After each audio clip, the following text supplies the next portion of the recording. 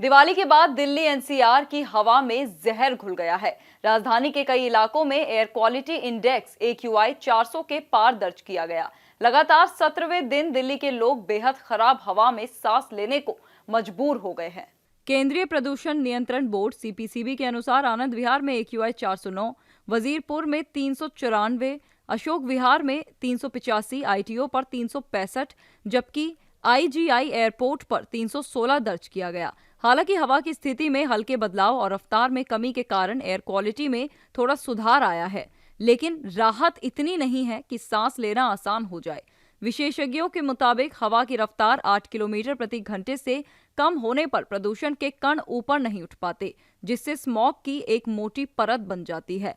दिल्ली सरकार प्रदूषण घटाने के लिए तकनीकी प्रयोग भी कर रही है। हाल ही में मयूर विहार और बुराड़ी जैसे इलाकों में क्लाउड सीडिंग का ट्रायल किया गया, जिसके बाद PM10 के स्तर में 41.9% तक की कमी दर्ज की गई। इस ऑपरेशन के बाद कई इलाकों में AQI में भी सुधार देखा गया।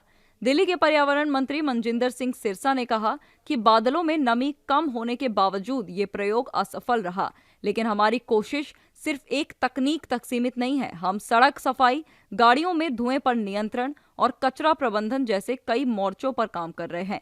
प्रदूषण बढ़ने की एक बड़ी वजह एक बार फिर पंजाब और हरियाणा में पराली जलाने की घटनाएं बताई गई हैं। पंजाब प्रदूषण नियंत्रण बोर्ड PPCB के अनुसार बुधवार को इस सीजन की सबसे ज्यादा 283 घटनाएं दर्ज की गईं। 15 सितंबर से अब तक कुल 1216 मामले आ चुके हैं। इनमें तरनतारन, अमृतसर, संगरूर और फिरोजपुर जैसे जिले सबसे आगे हैं, जहां किसानों ने सरकार की अपील के बावजूद खेतों में आग लगाई।